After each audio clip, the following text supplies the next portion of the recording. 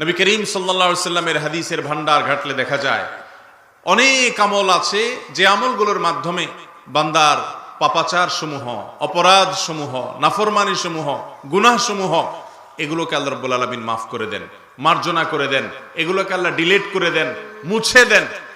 আজ আমরা সেরকম 15টি আমলের কথা বলবো, যেই 15টি আমল কোরআন এবং হাদিস দ্বারা বর্ণিত হয়েছে, প্রমাণিত হয়েছে। এই আমলগুলোর দ্বারায় আল্লাহ রাব্বুল আলামিন বান্দার পাপাচার সমূহকে মাফ করে দেন। এগুলো হলো বান্দার পাপের রিমুভার বলতে পারেন।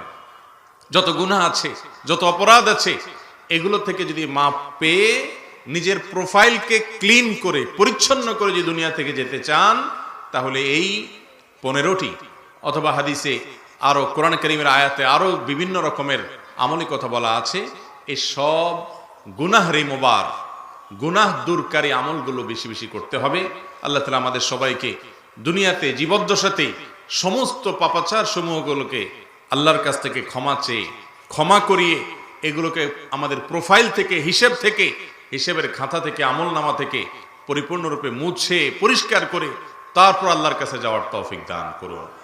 মোহতারাম হাজরিন, আল্লাহ রাব্বুল আলামিনের কাছে সমস্ত পাপাচার সমূহ থেকে মাপ পাওয়ার সবচেয়ে বড় এবং প্রধান এবং মূল মাধ্যম হলো ইস্তেগফার করা। ইস্তেগফার মানে হলো ক্ষমা প্রার্থনা করা, আল্লাহর কাছে মাপ চাওয়া।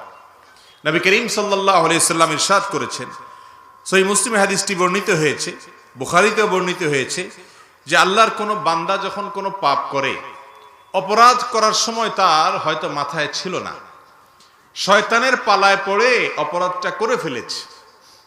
এরপরে তার যখন আল্লাহর কথা স্মরণ হয়েছে, সঙ্গে সঙ্গে সে আল্লাহ তাআলার কাছে মাপ চেয়েছে, ক্ষমা চেয়েছে এবং ক্ষমা চেয়ে আল্লাহর কাছে ফিরে এসেছে। আল্লাহ রাব্বুল আলামিন তখন বলেন ওই বান্দার তওবা দেখে, যে আমারে বান্দা সে ঈমান এনেছে, সে নিশ্চিতভাবে জেনেছে তার একজন রব আছে, তার এক রব আছে, তার এক মহান সত্তা পালন কর্তা আছে, এই জন্য সে আমার কাছে মাপ চেয়েছে। যেহেতু সে আমার উপরে আস্থা রেখেছে, ভরসা রেখেছে, আমার প্রতি ঈমান এনেছে আর আমার কাছে মাপ চেয়েছে, কাদ গাফারতু লিআবদি, তো আমি আমার এই বান্দাকে মাফ করে দিলাম। ভাইরা আমার, অপরাধ এবং পাপের কাছ থেকে মাপ পাওয়ার জন্য এটা হলো প্রধান মাধ্যম, যে আল্লাহর কাছে মাপ চাওয়া। আল্লাহর কাছে মাপ চাওয়ার জন্য কোনো মায়ের পেচের ভাষা লাগে না ভাই, হুজুরদেরকে দিয়ে মাপ চাওয়ানো লাগে না। আপনি যেই ভাষায় পারেন সে ভাষায় আল্লাহর কাছে মাপ চাইবেন, লজ্জিত হবেন, নিজেকে ভৎসনা করবেন আর বলবেন, আল্লাহ আমি অপরাধ করেছি। সাইয়্যিদুল ইস্তিগফার, যত ক্ষমা প্রার্থনার দোয়া আছে এর মধ্যে সবচেয়ে শ্রেষ্ঠ দোয়া এটি। নবী করিম সাল্লাল্লাহু আলাইহি সাল্লাম এই দোয়া শিক্ষা দিয়েছেন আমাদেরকে। এই সাইয়্যিদুল ইস্তিগফার পড়ার পর যদি কারোর মৃত্যু হয়, মওত হয়, তো আল্লাহ রাব্বুল আলামিন তাকে সরাসরি জান্নাত দেন, সমস্ত গুনাহ মাফ করে দেন। আল্লাহুম্মা আনতা রাব্বি, সাইয়্যিদুল ইস্তিগফারের ভাষা দেখেন, আল্লাহুম্মা আনতা রাব্বি, হে আল্লাহ আপনি আমার রব, আপনি আমার মালিক, আপনি আমার পালনকর্তা, আমি আপনার গোলাম। খালাকতানি, আপনি আমাকে সৃষ্টি করেছেন, ওয়া আনা আবদুক, আমি আপনার গোলাম, ওয়া আনা আলা আহদিকা ওয়া ওয়া'দিকা মাস্তাতা'ত, আপনি যে আমাকে আপনার রব হিসাবে আমার কাছ থেকে যে স্বীকৃতি নিয়েছেন, আমার কাছ থেকে যে ওয়াদা নিয়েছেন যে আমি আপনার কথা মেনে চলবো, আমি চেষ্টা করেছি, যতটুকু সম্ভব হয়েছে সে অনুযায়ী চলেছি। আবু উলাকা বিনিআমাতিকা আলাইয়া, আপনি আমাকে অগণিত নেয়ামত দিয়ে রেখেছেন, কত নেয়ামতের মধ্যে আমি আছি। ওয়া আবু উলাকা বিযামবি, আর আমি এই কথারও স্বীকার করি যে আমি অনেক পাপ করছি এত নেয়ামত পাওয়ার পরেও। ফাগফিরলি, অতএব আপনি আমাকে মাফ করে দিন। ফাইন্নাহু লা ইয়াগফিরুয যুনুবা ইল্লা আনতা, কারণ আপনি ছাড়া আর কেউ ক্ষমা করতে পারে না অপরাধ সমূহকে। তো এইভাবে আল্লাহর কাছে মাপ চাইবেন। যখনই কোনো অপরাধ হয়ে যাবে আল্লাহর কাছে মাপ চাইবেন। অপরাধের মাপ চাওয়ার মাধ্যমে আল্লাহর কাছ থেকে ক্ষমা চাওয়া যায়, ক্ষমা পাওয়া যায়। এটা হলো ক্ষমা পাওয়ার প্রধান মাধ্যম। এর পাশাপাশি তওবা, তওবাটা ইস্তিগফারের পরবর্তী স্টেপ। ইস্তিগফার হলো আল্লাহর কাছে শুধু মাপ চাওয়া, তওবাটা হলো নিজেকে ভৎসনা করে যে কেন আমি অপকর্ম করলাম, আল্লাহ আমাকে কত নেয়ামত দিয়ে রেখেছেন, আমি না আল্লাহর গোলাম। এরপর সেই অপরাধটা আর জীবনে কখনো করব না এই মর্মে মন থেকে সংকল্প করা, ওই অপরাধটাকে ছেড়ে আসা, আল্লাহর কাছে তো মাপ চাইতেই হবে, ইস্তেগফার তো আছেই, এর পাশাপাশি আর কখনোই অপরাধ করব না এই মর্মে সংকল্প করে সঠিক পথে ফিরে আসা। তওবার মানে হলো ফিরে আসা। শয়তানের কথা মতো চলেছি, পাপের কাজ করেছি, এরপরে আমি ফিরে আসলাম আল্লাহর কাছে, এর নাম কি? তওবা। এই তওবা এটা আল্লাহর কাছে অত্যন্ত পছন্দনীয় একটা আমল। আল্লাহ রাব্বুল আলামিন কোরআনে কারীমে বলেছেন যে ইন্নাল্লাহা ইউহিব্বুত তাওয়াবিন, নিশ্চয়ই আল্লাহ রাব্বুল আলামিন পছন্দ করেন, ভালোবাসেন কাদেরকে? তওবাকারীদেরকে, যারা পাপ করলে সাথে সাথে ফিরে আসে আল্লাহর রহমতের ছায়াতলে আল্লাহ তাআলার কাছে। আল্লাহ তাআলা আমাদের সবাইকে তওবাকারীদের কাতারে শামিল হওয়ার তৌফিক দান করুন। ইস্তেগফার কিভাবে করবেন আর তওবাই বা কিভাবে করবেন? ইস্তেগফার করার নিয়ম হলো, কোনো অপরাধ হয়ে গেছে, গুনাহ হয়ে গেছে, আল্লাহর সাথে একটু কথা বলবেন। কথা বলবেন, ওযু নাই, অসুবিধা নাই, বিনা ওযুতেই বলতে পারবেন। মনে মনে আল্লাহকে বলবেন অথবা মুখে বলবেন, আল্লাহ অমুক অপরাধটা আমি করে ফেলেছি, শয়তানের দ্বারা প্ররোচিত হয়ে, বন্ধুদের পালায় পড়ে, আমার মনের টানে পড়ে আমি করে ফেলেছি। আল্লাহ আপনি ক্ষমাশীল, আপনি আমাকে মাফ করে দেন, এবং আর কখনো যেন অপরাধ না হয় আপনি আমাকে একটু সাহায্য করেন, আপনি আপনার রহমতে আমাকে টেনে আনেন। আল্লাহর সাথে একটু কথা বলবেন, এটাই হলো ইস্তেগফার, এটাই হলো ক্ষমা প্রার্থনা, আর কিছু না। আপনি যদি আরবিতে করতে চান তাহলে আস্তাগফিরুল্লাহ ওয়া আতুবু ইলাইহি, আস্তাগফিরুল্লাহ, শুধু আস্তাগফিরুল্লাহ বললে এটাও ইস্তেগফার হয়, ক্ষমা প্রার্থনা হয়, যার অর্থ হলো আমি আল্লাহর কাছে ক্ষমা প্রার্থনা করছি, আল্লাহর কাছে আমি মাপ চাইছি।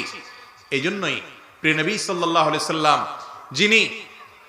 যিনি আল্লাহর তরফ থেকে মাসুম ছিলেন, তার দ্বারা কোনো পাপ অপরাধ হতো না, সেই মহান ব্যক্তি আল্লাহর হাবিব, তিনি পর্যন্ত প্রতিদিন 70 বার বা তারও বেশি তওবা করতেন, ইস্তেগফার করতেন, 70 বারেরও বেশি প্রতিদিন ইস্তেগফার করতেন। ভাইরা আমার, সাইয়্যিদুল ইস্তেগফার পড়তেন, অথচ তিনি কোনো পাপ, কোনো অপরাধ, কোনো গুনাহ করতেন না।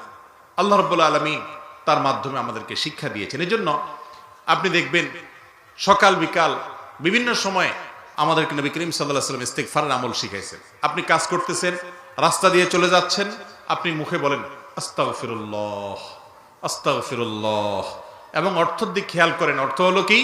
আমি আল্লাহর কাছে কি চাই? ক্ষমা চাই।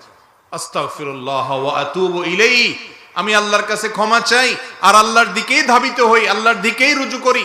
মানুষ পয়সার দিকে যায়, দুনিয়ার দিকে যায়, কোন মানুষের দিকে যায়, ক্ষমতার দিকে যায়, চেয়ারের দিকে যায়, পাওয়ারের দিকে যায়।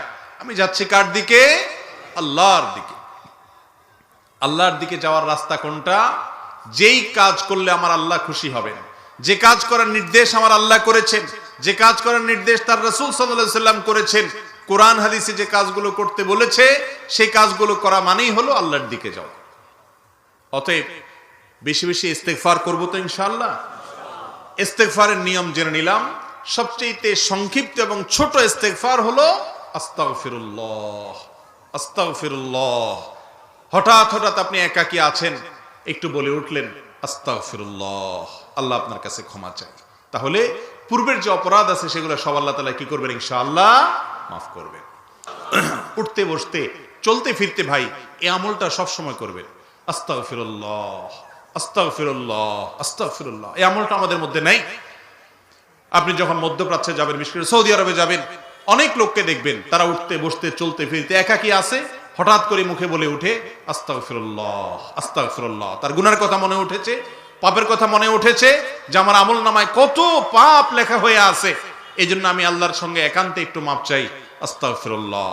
অতএব যত বেশি ইস্তেগফার করব, ক্ষমা চাইব, তত বেশি আমল নামা ক্লিন এবং পরিষ্কার হতে থাকবে। চেষ্টা করব না ইনশাআল্লাহ। আর দ্বিতীয় যেটা গুনাহকে এবং পাপসমূহকে মুছে দিবে, নিষ্পাপ করে দিবে, সেটা হলো তওবার পরবর্তী, ইস্তেগফারের পরবর্তী স্টেপ এবং ধাপ, সেটা হলো তাওবা। তাওবা শব্দের অর্থ হলো ফিরে আসা। একজন সন্তান বাবা মার অবাধ্য হয়ে বাড়ি থেকে বের হয়ে গেছে, নষ্ট হয়ে গেছে, অনেক উল্টাপাল্টা কাজ করেছে, এরপর তার এক সময় সম্বিত ফিরে এসেছে। সে বুঝতে পেরেছে যে আমি ভুল পথে গেছি, আমার জন্মদাতা বাবা, আমার গর্ভধারণকারিণী মা, তাদেরকে ফেলে তাদের কথা না শুনে অন্যায় পথে যাওয়া আমার ঠিক হয়নি। সে লজ্জিত হয়ে অনুতপ্ত হয়ে তার ভুল স্বীকার করে আর কখনো এমনটি করবে না, সেরকম সংকল্প মনে মনে করে যদি বাবা মার কাছে ফিরে আসে, বাবা মার কাছে ভালো লাগে কি লাগে না? কিরকম ভালো লাগে বলেন তো? অনেক সময় যেই ছেলে যেই মেয়েটা সব সময় কথা শুনে, ওইটার চাইতে নষ্ট হয়ে যাওয়া ছেলেটা মেয়েটা যদি ফিরে আসে তখন খুশি আরো বেশি লাগে, ঠিক না? ঠিক ঠিক একই ভাবে আল্লাহ রাব্বুল আলামিন কোরআনে হাকিমে ঘোষণা দিয়েছেন যে আল্লাহ রাব্বুল আলামিন ইউহিব্বুত তাওয়াবিন, তিনি কি করেন? তার কাছে যারা তওবা করে ফিরে আসে তাদেরকে তিনি অনেক বেশি পছন্দ করেন। ভাইরা আমার, অপরাধ হয়ে গেছে এটা বড় বিষয় নয়।